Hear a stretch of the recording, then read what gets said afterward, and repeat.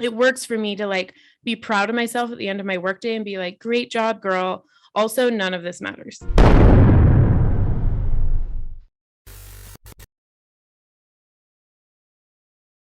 Hello and welcome to a new episode of Coming Clean Podcast. This is your host, Peter O. Estevez. And today we have none other than podcast maven producer, Christine Baird. Hello, Christine. Welcome to Coming Clean Podcast. Thank you so much. I'm so happy to be here. I'm happy to have you. You know, Christine went from being a corporate insurance sales to becoming the producer of the School of Greatness podcast, hosted but none other than Lewis House. And she actually, during her 4-year tenure, was able to take that podcast from under 1 million downloads to over 80 million downloads. Today, she's also the host of Worthful Podcast. She is the CEO and president of Worthful Media, and she is a co-host of Think Like a Producer. That was so beautiful. Thank you. How are you today? And thank you for joining us. I'm so excited to have you. I want to know about your journey, and I want to know how you went from being a millennial corporate sales, insurance sales woman, young lady, to becoming this maven producer of the School of Greatness podcast. It's such a good story. I love telling it, and it makes me giggle because it's such a classic millennial tale. So I was a totally normal little, went to college, got a degree, got a stable job, worked in a cubicle for a few years. Everything was normal. And then around 2013, I was living in Dallas, Texas, and this was right when podcasts were kind of coming back. And still a lot of people didn't know what they were. I didn't know what they were. But a friend sent me an episode one day and said, I think you'd like podcasts.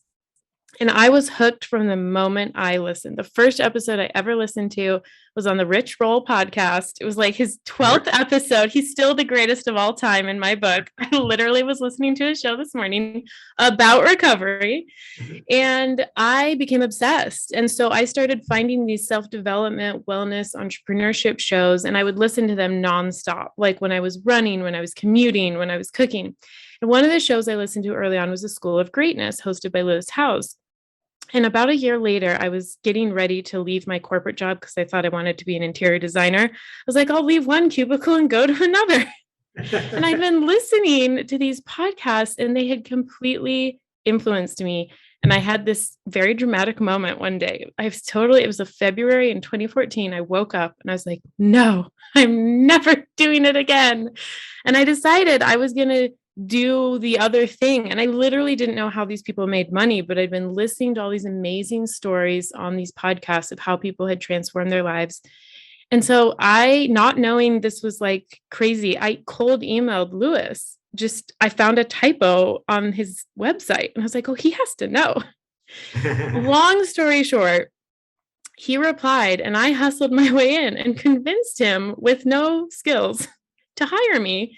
And by the end of that summer, I had quit my corporate job. I had finished design school. I had started working for Lewis, and he offered me to come on and be his podcast editor. I didn't know any of it. So I literally learned a new career on the job, moved to Los Angeles, and ended up becoming the producer of his show over 4 years. Had the most extraordinary experience. I say I had a real education at the School of Greatness. I mean, it was profound. Was in the studio for all of these incredible interviews, exposed to these amazing, world thought leaders. And after about 4 years, I was like, this was incredible. I'm also tired. So I'm going to take a beat. So I stepped away from producing that show. I moved to Salt Lake City, kind of came to the mountains. And that was 3 years ago. And over the last 3 years, I've been blessed with wonderful referrals. And I've now built a boutique podcast agency where I teach creators how to attract their dream customers with the power of their voice. And it's incredible. And I can't believe this is where I am. What an incredible story. You talked about the power of influence podcasting has over you. Obviously, one of the reasons I got into podcasting is because I was influenced by people like Lewis House. I was influenced by listening to the stories, Lisa Nichols, when he first had her on. When he had Les Brown on the podcast, when he had Grant Cardone, Grant was at a $200 million net worth at the time. Okay. And I remember all the stories. And I was influenced by the fact that he was spreading a message of goodwill. And when he had Dr. Daniel Amen who his team has now done his SET scan on me, and they've been on my podcast. And so it's really interesting the power that podcasting has had on our culture and the impact it has had on generations. Like you, I used to go for my walk, for my runs, and listen to podcasts. Why do you believe that was such a great medium to be able to get you motivated to make a move that it would have taken somebody a lifetime to do? Totally. It was because I heard people tell their stories with their own voice in a long form format where they were allowed to be intimate and vulnerable. And I think that is the superpower of podcasting.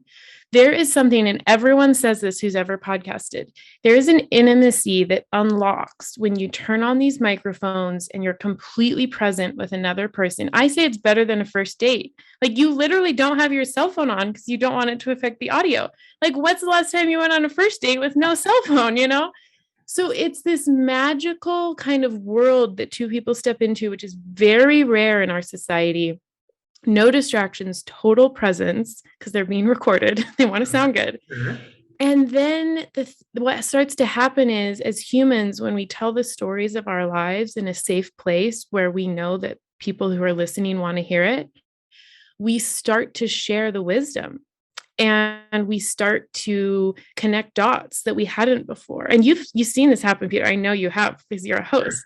Sure. This is what happened. And I listened to these stories of people, all those kind of early names that you mentioned and many more.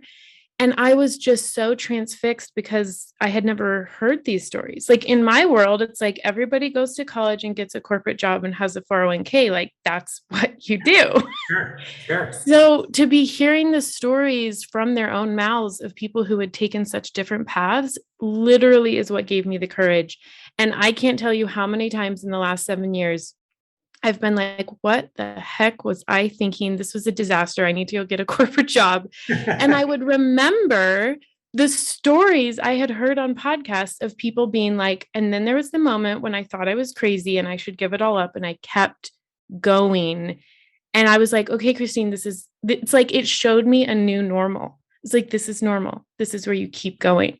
So I credit everything to podcasts. Absolutely. Greg Reed, in his book, he talks about 3 feet from goal, and most people quit 3 feet from goal. So it is when we are able to push through. And what I have learned through many of those top leaders that I cited earlier is keep pushing forward. But you talk, in some of the other interviews that I have listened about, you talk a lot about self-worth.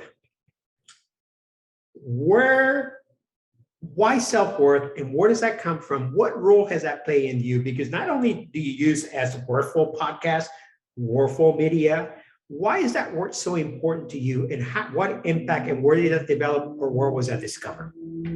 My favorite question. Okay, so going back to my producer days on the School of Greatness, I had moved to Los Angeles, completely taken the leap. I was obviously having sort of like a transformative period of my life, right?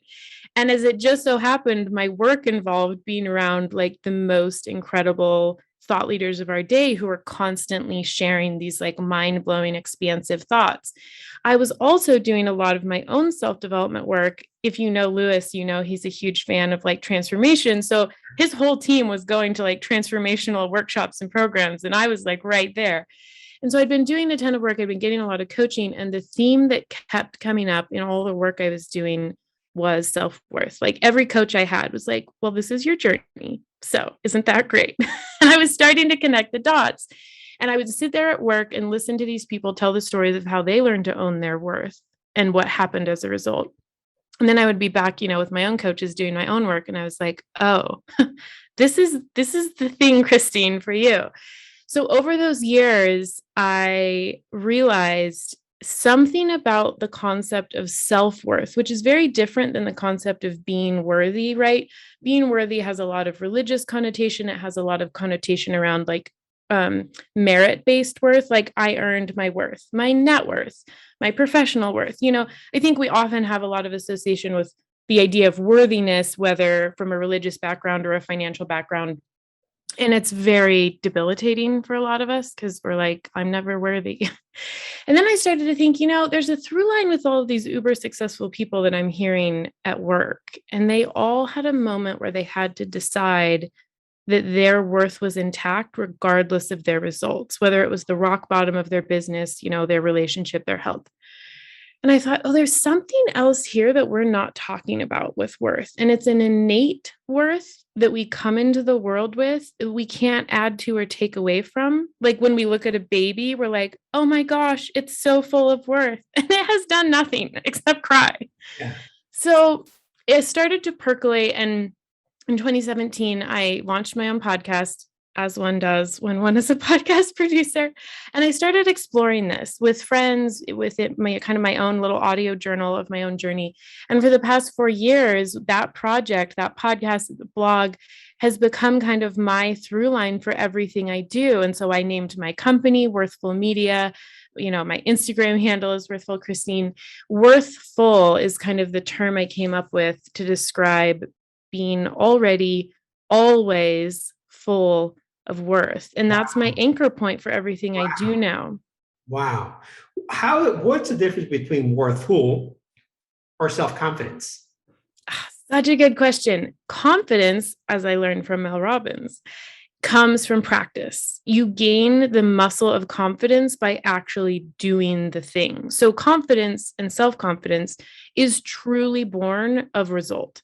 Like you do a thing enough, you've put in enough hours, you're like, I know I can do the thing. Like, look at the result I've created. Sure. And it's so powerful and it's so important. Worthfulness is completely unattached from result. Like no matter what you do, you can't add to that kind of worth. And I think they're both essential for being like a successful, happy person. But the days when I feel just like an absolute failure and I'm just like, my results are nothing, is the day I go to my worthful practices. And I'm like, well, that's okay because you still are full of worth. What are your worthful practices? When you say when I feel like right? Yeah. So what are those practices? Because I have a set of practices or rituals that I use on a daily basis that has become a collection from everything I learned from every single one of those top leaders. And I completely, you're spot on. And honestly, like I think that people from the recovery world have this like nailed down. And I've never been part of 12-step or recovery, but I have so much respect. I'm like, you guys get it. So one of my core worthful practices is every single day, like when I wake up, I spend time with myself in my own mind, like before I would get on my phone or get up or do anything. And I really honestly just develop a relationship with myself as I am, like whether I'm feeling great or not great. It's really important to me to be quiet in the morning and just be with myself and be like, I'm worthy of my own company. Like, I love my own company. Like, she's a great girl to hang out with. Sure. And so that's been a huge one. It's so simple, but it's made a huge difference. Like before I take any intake of like outside factors telling me my worth or my results or like what I've got on the plate for the day, I spend time with myself in quiet, just being like, I'm totally worth hanging out with. And then there's more, tactical ones. I have structured a career and work around, like, how do I say this? I've worked in the corporate world and I've worked as a freelancer and now I've worked as a business owner. So I've kind of had like an interesting view of work-based worth.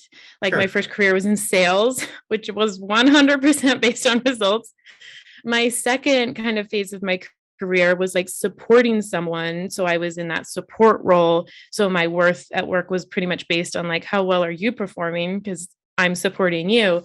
And then to step into business ownership is a whole different world because it's 100% on my shoulders what the company creates. But it's also been very powerful for me to separate my worth consciously from my work. So a lot of what I blog or podcast about is I have a hashtag I use, worthful work, which means my worth independent of my work, but look how much worth is in my work. And I know that's a little weird and meta, but it works for me to like be proud of myself at the end of my workday and be like, great job, girl. Also, none of this matters. Like, your worth is independent. And that has been a real lifeline as an entrepreneur, because I don't know everything and I'm constantly learning. And there's so many days where my ego is as alive and well as everyone's. And she'll sometimes beat me up at the end of the day and be like, I can't believe you haven't figured this out yet. Look at all the privilege you have. Look at all the experience. Look at all the people who think you're so successful. And I've just had to learn to be so kind to that ego of mine. And I named her. Her name's Chatty Kathy. I'm like, thank you, Kathy. That is great. And also has nothing to do with my worth. So those are just some like basics that kind of keep me going. Got it. So let me ask you a question. Two questions I can ask. One of them is your self-worth out of this three different scenarios that you described: corporate job, working for somebody where your worth was defined by their success, and today as an entrepreneur, which one gives you the most beating? Which one makes you feel less worthy? The corporate sales job was really tough because, I mean, literally, if you've worked in sales, like your quota is everything. Like, quite literally, my worth was presented in my face every morning with like my report. Like, how close are you to your monthly quota? So, I mean, that was a really tough one. And I think that no doubt influenced my later interest in developing really strong self-worth, because I was like, I've seen like the really dark side of this. And then working for someone in such a dedicated role, like working for a personal brand, is super interesting because you're not really working for a company, you're working for a person, and they're human and they have limits, of course. So that was profound because I had to learn to really respect my clients' worth and limitations and be like, you can't expect him to be a machine, Christine. Like, you got to respect the boundaries here. So that was a really powerful learning path, but it also taught me to respect that everybody's dealing with stuff. Because not only, my clients, but like I would see all these incredible guests come on the show and they would have very vulnerable conversations about the things they were struggling with, sometimes off camera, right? Like before or after recording. Sure. And I was like, oh, got it. Fame and success do not give anyone a free pass out of challenge. And so now as a business owner, it's a whole profound new level because I can feed myself every day the kind of energy and messaging that's going to sustain me.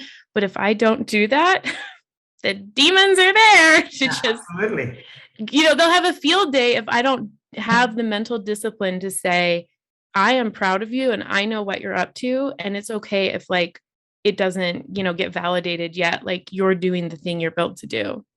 This mindset that you operate under today, is that a mindset that you had when you went to work at the School of Greatness, or is something that developed and discovered through the process of association with those incredible thought leaders? Absolutely. I didn't have it when I got there. I had taken a big leap, and like the podcast listening had given me the courage. So I had the beginnings of it, and I'd kind of gone to therapy for the first time, done a 30-day yoga. Like, I had done a big life change. So it's like, I'm going to go all out. But when I got to Los Angeles in 2015, I started working with these incredible people, and I started doing my own like dedicated work on myself, through coaching and programs and workshops. It was, I don't know how to I don't think I can overstate how profound it was. Like, it was an actual transformation that took years. And it was so profound that people who know me from my life in LA like giggle and laugh when they're like, you used to sell insurance? Like, they can't reconcile it. And my friends who knew me as an insurance agent were like, wow, like, you went through something, like, you're different now. So there's no way to overstate how profound that chapter was. I mean, it influenced everything. Wow, that's incredible. So let me ask you a question. What is the common theme that you have discovered for somebody successful? You were around. I mean, Lewis is in I think 1,100, almost 1,200 episodes. Okay, and you were there for over hundreds.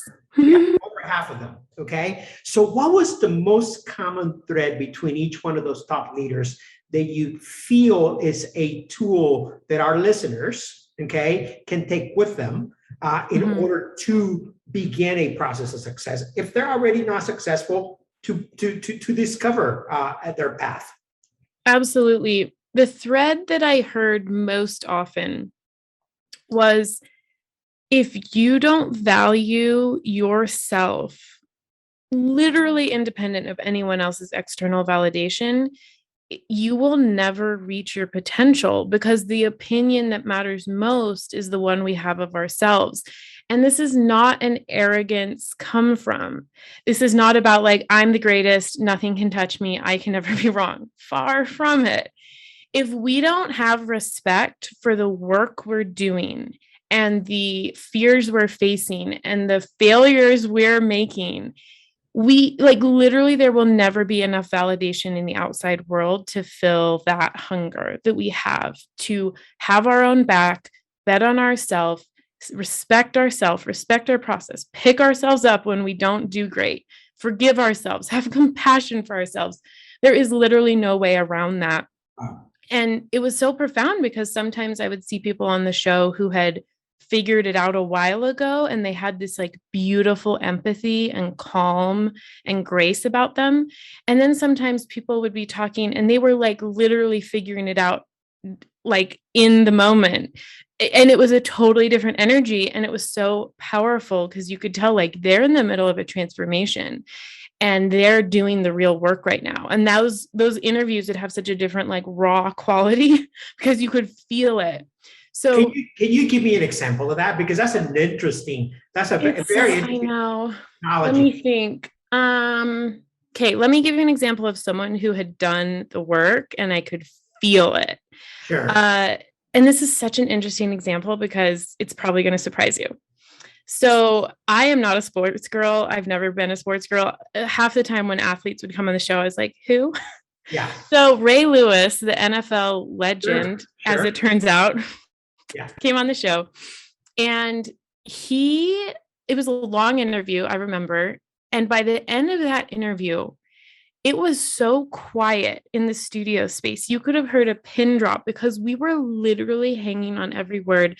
Ray had like taken us to church. He was like preaching the good word in this like deep, calm, grounded space. He was like, if you go listen to the end of that interview, better yet, watch it.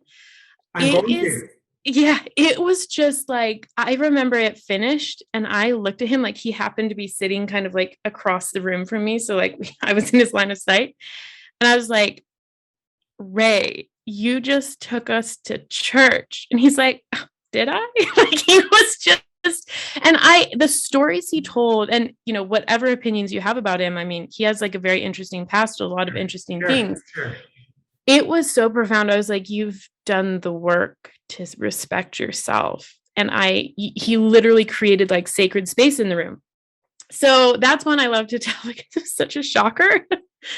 And then let me think of someone. Actually, I think I remember that interview. He talks about his father and how his father used to be his mother, right? Yes. Yes. He talked about his pregame ritual of like stripping naked in the hotel room and lighting candles and meditating and like praying before every game. Like you would have no idea.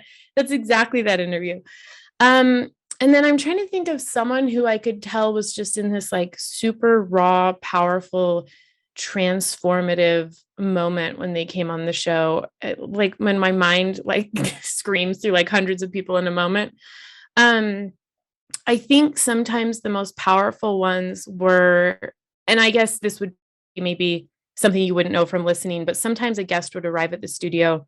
We'd always talk beforehand and they would, you know, we'd be like, hey, how are you? And sometimes they would, you know, share like something really tough was going on that day. Like I'm actually going through a divorce, or a stalker is after me and like we have to get security at my house and I feel nervous about like my partner being home, like things you would never imagine. And we would chat and then we would kind of create a safe space and then have the interview. And so you wouldn't necessarily know that that was happening, but it was always brought into the conversation because they'd been vulnerable enough to be like, I'm actually having a rough day, but I'm here and I want to be here. That And it that's was, that is very, excuse me for interrupting you, Christine, no, but it's fine. is very magical because, as you well know, in most guests come in, they say we have 45 minutes or we have 50 minutes, and it's almost impossible to get a guest to speak to you 15 minutes prior after the podcast.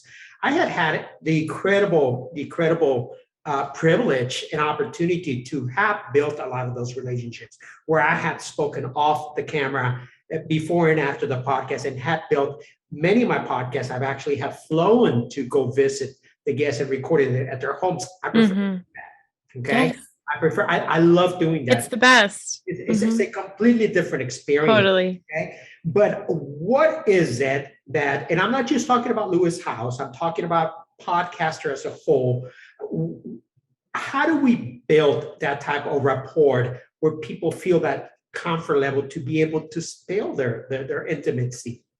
Completely. This is the gold. This is what I love teaching clients. So this is really something I learned from Lewis. And then I've also learned from clients since then. Everyone has a unique way of doing this, but the concept I first saw him do, he would not only absolutely make time before the cameras started rolling to just connect. And sometimes that time was like 30 minutes or an hour, like Sure. as many minutes as he could squeeze in with the person. He was a master at like, oh, your flight's in an hour.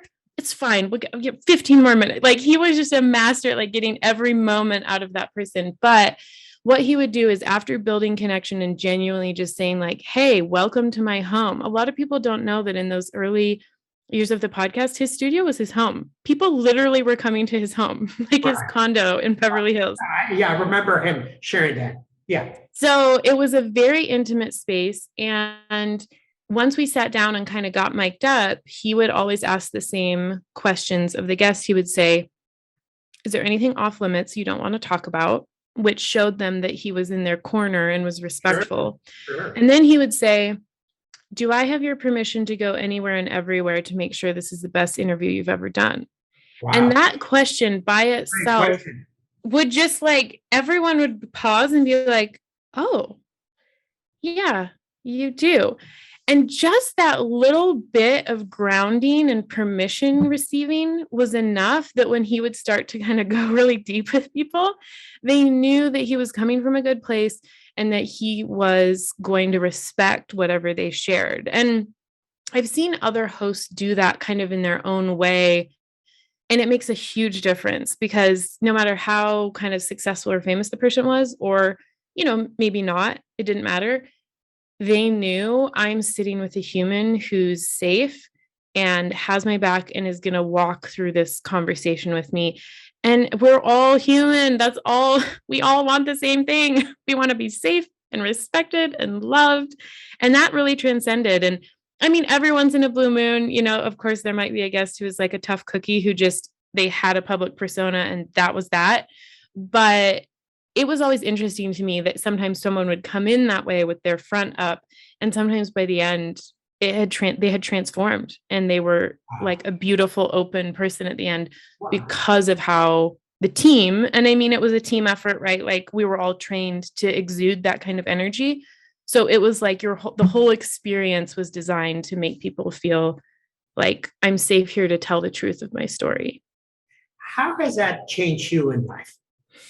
Oh my gosh, it's changed me in so many ways. My husband, when he met me and kind of was getting to know me, he met me right after I moved from Los Angeles. So even now he'll be like, you know, you like have this way of talking to people where you not only like get them to like tell and say and love you and be like very open, but you kind of interview everyone. And I was like, well, I try not to, but having been in that space for long enough, it really conditioned me to not only like ask people's permission and really validate and be empathetic, but I also learned just a very natural way of getting people to talk about themselves, because everyone ultimately wants to talk about themselves, but only if they feel safe to do so.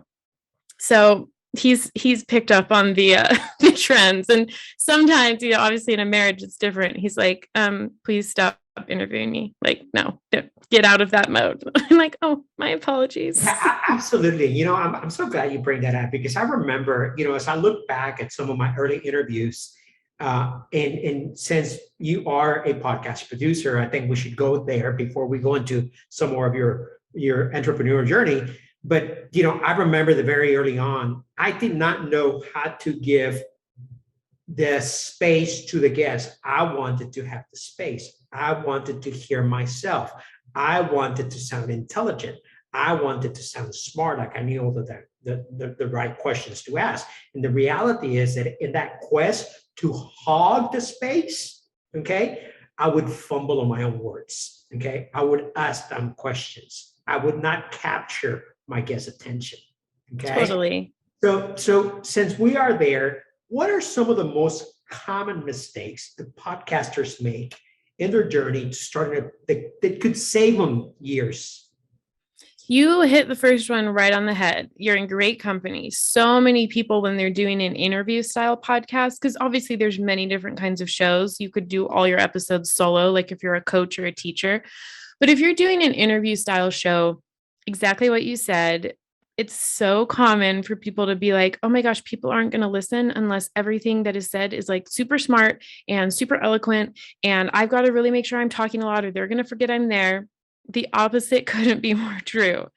What happens is when we're in a dedicated, focused conversation with another human, we have the ability to listen like never before.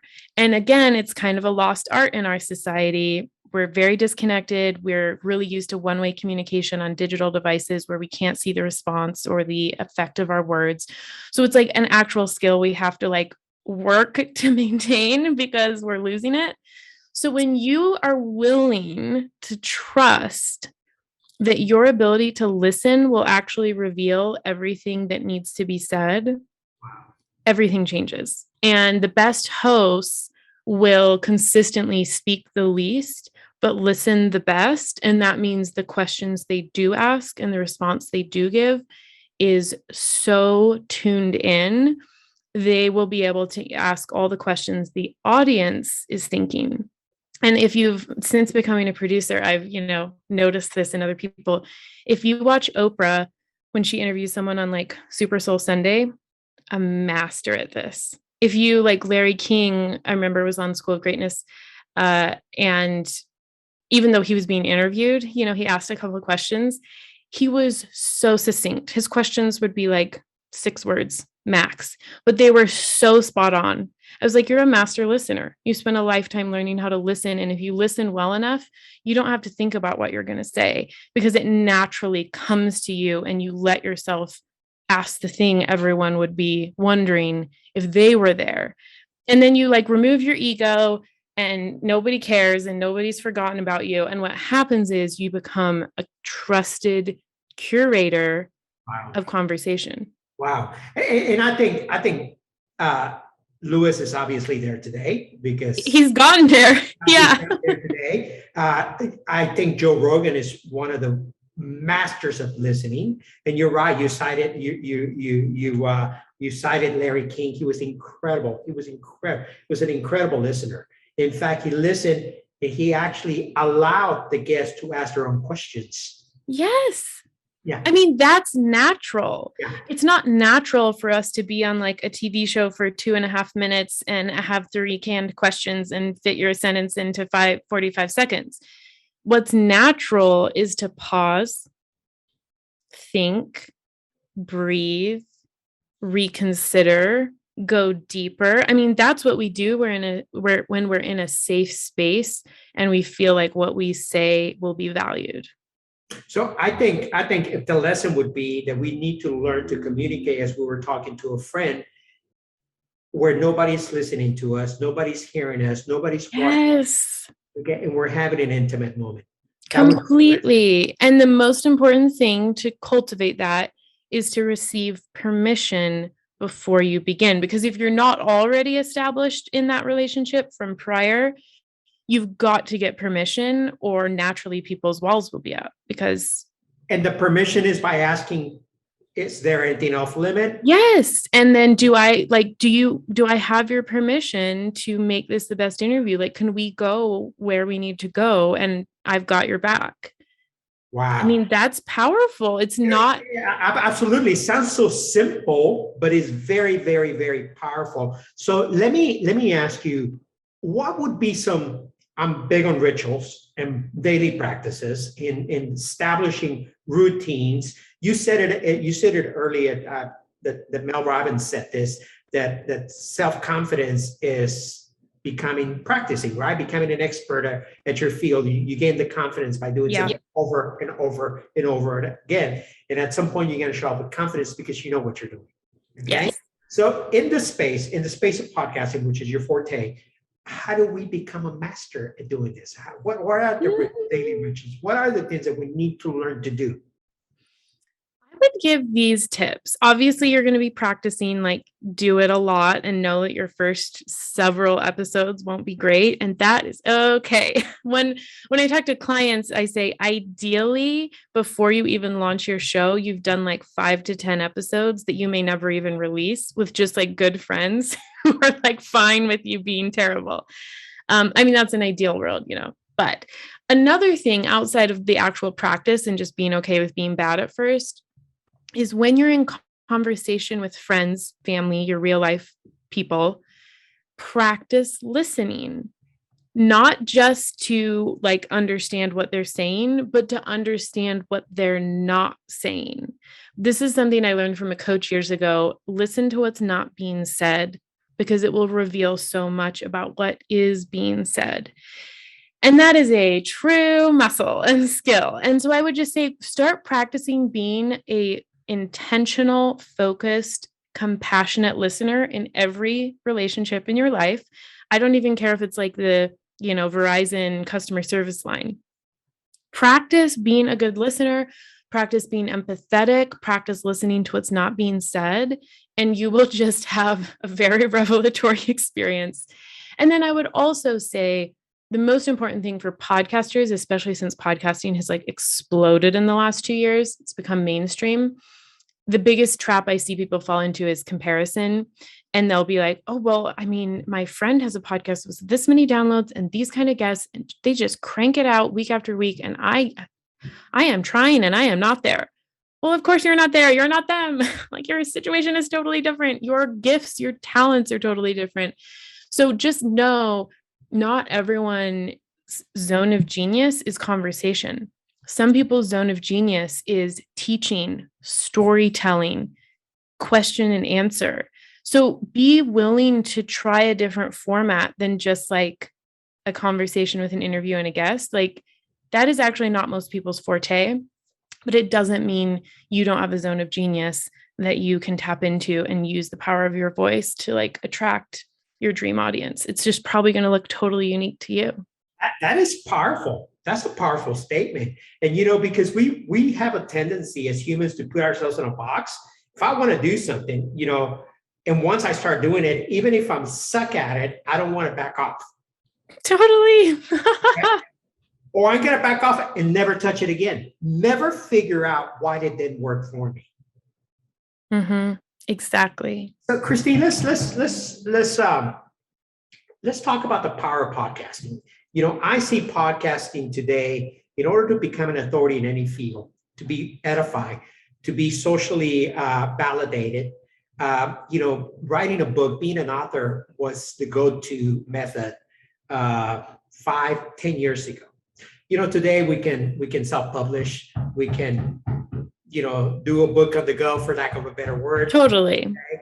But really podcasting is a lot more than just getting a mic and getting on your dining room table or your closet and getting on a Zoom call. There's a lot more intricacy to it. However, it's very, very powerful. So tell me, what's the important, why is it so important, particularly for brand recognition, for businesses that want that want to have state power? So why is this so important? I mean, this is why I built my agency. So what I've noticed working in this industry for 7 years, both as a consumer, a producer, a host, is that we're craving intimacy. As we know, even pre-pandemic, we had a loneliness epidemic. It's only increased. And we're craving authenticity and truthfulness from the brands that we work with, right? Not even just people my generation, but really every generation now is like, I really don't want to buy from someone, a company, a person who's not in integrity and who isn't doing good for the planet with the money that they make. And this is, an age-old problem for brands, but specifically now, because like you said, there's no more gatekeepers to being able to share your message. Like, you don't have to have a publisher anymore. You don't have to have a TV show. You don't have to have like a spot on the radio. People expect you to be sharing the true stories of your work. And if you aren't, they're like, what's wrong? What are you hiding? And this has been a big shift literally in the last 10 years because all this technology developed for people to be able to speak directly to their audience, right? Social media, podcasting, books. So podcasting so uniquely amongst all the different media forms allows you to speak directly to your audience. There's no algorithm involved. It's very different than social media. It allows you to speak long form, so you're not condensed to like 240 characters, 1 minute, etc. And it lets people listen to the stories of your work and you and your brand while they're living their life, while they're commuting, working out, picking up the kids, chopping the vegetables, doing the laundry. The intimacy of podcasting comes from being in people's ears while they're living their life. And this is totally unique. You can't be doing something else if you're reading a book. And it's actually very hard to do something else if you're looking at Instagram. Like, eyeballs can only be in one place. Your ears can let you be doing something else while you're listening. And that's why people, when they find a podcast that they really connect to, they will listen forever, for hours and hours and hours and hours, because they can take that person with them and be doing their life. And so the opportunity for brands is when you play to your strengths, figure out a format that actually helps you shine and helps you give your very best work to your audience. And then when you figure out who that audience is, which is a step a lot of people skip, they're like, oh, it's just like my followers. I'm like, no, it's not. Like, your social media followers are not the people who listen to your podcast. The people who listen to your podcast are not the people who follow you on YouTube. It's a unique group of people who want to go the distance with you. They're hungry for your wisdom, and they will very likely buy from you if you show them what it's like to actually work with you. And that's where a lot of people miss the mark. They're like, I'm just going to interview a ton of friends and it's going to be great. But then it doesn't give any kind of example of what it's like to work with you. And so that's really where I've started working with clients. I'm like, let's make sure your show directly gives people a taste of what it's like if they actually pay you. And that's how we like serve people at the higher level. We bring them in with the podcast. They have an incredible experience for free. And then they're like, what is possible when I pay this person? And that will naturally bring you your very best clients time and again for the long haul on a channel you own, independent of an algorithm. And I mean, it's just so powerful. I've seen it, through the years, and I can't see it any other way. Love it. I mean, and to your point, that's one of the reasons that Clubhouse was so popular, because you were able to use your voice. Okay. You would listen, and you'd be able to be in a space listening to people that there's no longer 3 degrees of separation. You're literally walking shoulder to shoulders by the vibration of the voice, and be able to have access to them where, 10 years ago, 5 years, a year ago, prior to COVID, we would have not had that opportunity. Totally. There's a common thread, and you and I talked about it earlier. Everybody that wants to go into podcasts, and even I fall prey to that, okay, wants to make sure that we have A-list guests on the podcast, okay? And we realize that really there is a limited amount of A-list guests, okay? The bottom of the pyramid is always fuller than 1%. What are the benefits of non-A-list guests versus versus A-list guests, and how are we able to tap into the A-list game? I had an incredible opportunity to be able to host some of the same guests that Lewis has had on his podcast. Okay. Totally. But how do we reach, or what's the important between an A-list guest and an individual that perhaps does not have the variety, that is not going to be in everybody's podcast, it's not publishing a book, it's not promoting a personal development event, whatever. It's just an individual that has an incredible story. Absolutely. I'll give you a great example and you'll appreciate this. So my favorite podcast of all time is the Rich Roll podcast. To this day, I'm a diehard fan. And his show, if you've never listened, it's about health and wellness. It's about spiritual progression, and it's about kind of being a good citizen. Like, he's a vegan ultra athlete. So he comes from the recovery world. It's got this really deep spiritual element from having become sober, but he also had this big life transformation, was a corporate attorney turned ultra athlete. So he's in a niche that has a few different branches, but it's pretty specific. Like, every episode is about becoming the best version of yourself, you know, mentally, physically, spiritually. He will have super A-list people, you know, literally A-list actors, etc. And then he'll have the most random psychiatrist you've never heard of, who like teaches at some university, Right. but is an absolute genius, like best in the world at speaking to their specific area of expertise. And that masterful balance is why he's still my favorite podcaster. I keep coming back 8 years later for new episodes, because I trust him to not only select super high quality guests, but to curate a conversation with them that will speak to the very best insight they have. So instead of starting every episode with like, oh my gosh, tell me about how you grew up. No, he's like, okay, we have this specific expert who has, 30 years of experience working with this population on this issue. And we're going to start with, the question we obviously all have, for this person. Then it doesn't matter how well known they are, because you're so enrolled in the value that they're bringing. Now, obviously, when you have an A-list guest, people are going to be like, oh my gosh, like so-and-so. But what happens is a lot of people just ask the same questions to that person they've already been asked on every other show they've ever been on, and it falls really flat. What your opportunity is when you have an A-list guest on your show is to tailor your questions and the conversation to the unique perspective they can bring on the topic that you discuss on your show. And I know a lot of people are like, well, what about all the other great stuff they did? I should be talking about that. No, you shouldn't, because they've already talked about it on another show. That's not why people are listening.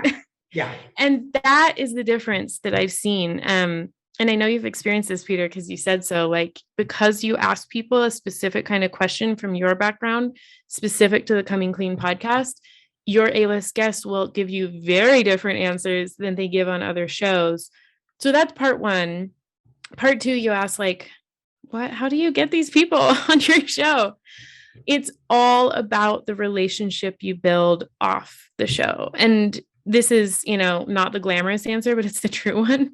I've never seen like a publicist or a PR agent book an A-list guest on a show and the interview was like dynamite gold. It's usually just like pretty canned. It's like, if that actually came through, it's because they were on book tour and they had 30 minutes and you're like fourth in the day. What happens when you've built a relationship with either the person or the person's team over a good amount of time? So it's a real relationship, right? Like, you've hopefully hung out, talked, had similar vibes already. Then when that person comes on the show, you have a totally different kind of conversation. So the same principles that apply to all of business apply to podcasting. Develop relationships, invest in the long term, show up and serve and support someone long before you ask them for something. And then when you have something good to offer, like a beautiful platform to share their message or the thing they're promoting with your audience, then it's a beautiful synergy and something really good will come out of it. But you can pay a lot of money to a PR agent and eventually maybe get somebody booked. It's probably going to be a dead interview. There's no relationship. It's like, what? There's no investment. Why would they care? So we're coming up to the top of the hour, and I have two more questions, and then I want you to tell us where you at and what projects you're working on, a little bit about your podcast. But you talked about ritual and some of the guests he has had, and you cited the example of bringing a professor in an obscure university. I brought Mark Randolph, who was a co-founder of Netflix, before he was really doing a lot of tours. Okay. And as a fact, he actually cited on Clubhouse that I brought him out of obscurity, which was a great compliment. I know I didn't do that, but it's great to. That's awesome. It was great to hear him say that. Okay. But a lot of times as a host of a podcast, having an individual like that is also intimidating, right? Because especially if you're talking to a professor, a scientist, somebody in a field that maybe it's not your forte, but it's part of the journey. As I said to you earlier, I don't want to put myself in a box. I will, even if I don't know a topic. Well, the reason I want to have a guest on is so I can learn about the topic and my community can learn about it. So how do we prepare to ask a question that would lead us into an interview that me or a host of a podcast does not look or sound dumb? Perfect question. Again, this is not a glamorous answer, but it's the truth. Do your research. It will pay off in spades. And I know this for a fact because as a producer, it was my job to do the research. So I know how much research I did. Sometimes it was easy. Sometimes I really dug. Sometimes I would spend 2 hours digging through someone's old social posts or their book, because I was like, hold on, there's like a lot more going on here. Let me like dig into like the formation of how they got to where they are and go way past the glossy surface. So do your research, especially if someone's written a book. Spend a couple hours with their book. You don't have to read the whole thing. Read a couple hours worth. Like really, like you will have way more material to ask them about from an educated place if you just spend an hour or two reading their book than you would if you like spend an hour scrolling their social. And then also, just so you like have a realistic mind frame, the best interviewers, even if they're already kind of very familiar with the topic that the guest is going to come in with, they will still do research specific to that guest. Because what happens is when you show up to an interview as a host and you ask that guest something from their earlier chapters of their career that most people don't know about, that clearly formed their body of work, that tells the guest, oh, so-and-so's prepared and they actually know who I am, not just like my glossy highlight reel. Right. And that brings in a whole new quality of conversation. And I can tell this when I listen to an episode because I'm a producer, but I can tell the moment the guest realizes, and this is what they'll say. They'll say, wow, you nailed it. Oh, that was spot on. Oh, you phrased that perfectly. I can tell you get it. And it's not like, the host spent 20 years studying the thing. Sure. The host probably spent a few hours, enough to where the guest is then like, oh, you actually get what I'm talking about. Now let me really give you the goods. So don't be afraid to do a few hours of prep if you honestly aren't very, educated about the topic. It will do wonders. So you record an interview, had a great interview. How do we make sure that we get the message out there? What's important to follow up after the interview? Okay. Yes, totally. Again, I'm going to really credit Lewis because he was who I was an in-house producer for. So I got to see kind of up close what he did pre and post interview. Now I work with, clients around the world I'm not in their studios. So what I really learned from Lewis is the interview would end. And that was like the ending number one. Then there was the whole kind of debrief.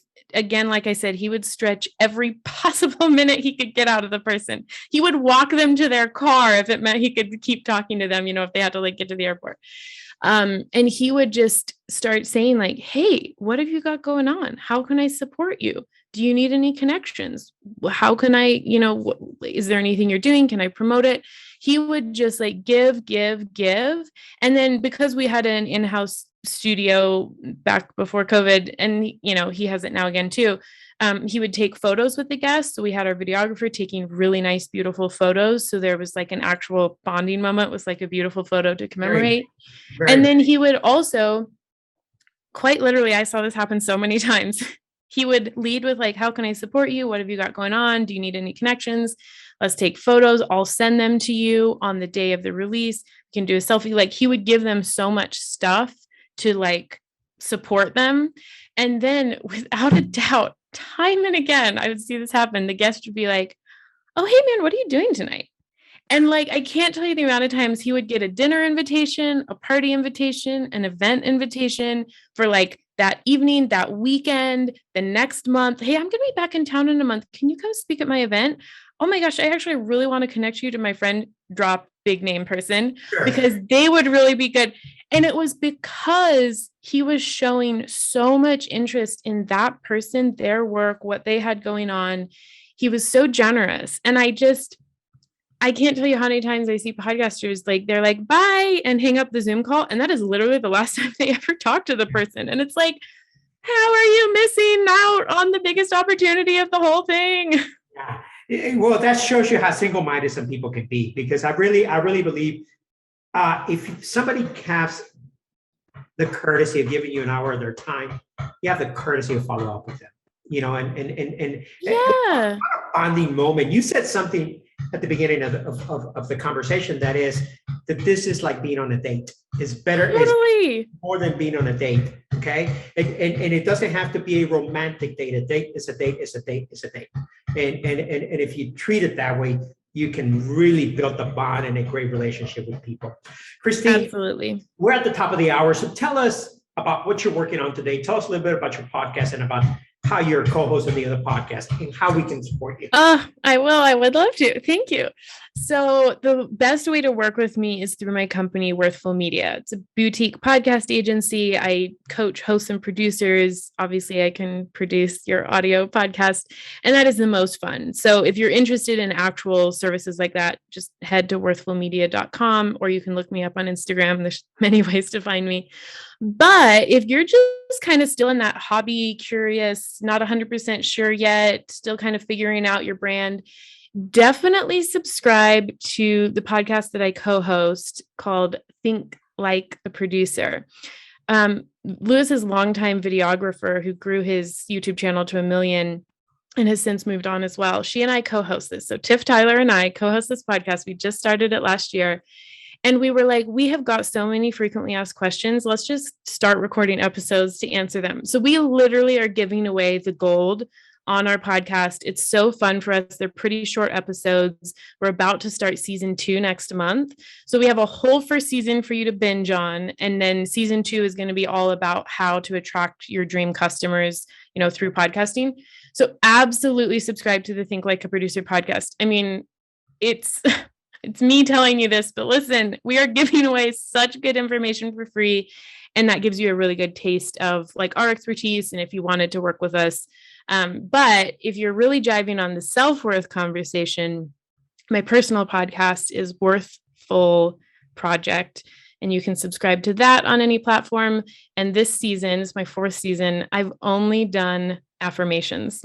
So it's been a totally different season. I've done no interviews, and I just record an affirmation that I need to hear and then I publish it. So that's been a really fun season this year. And all this information will be available in our show notes. Christine Baird, thank you. Thank you. Thank you. Thank you, Peter.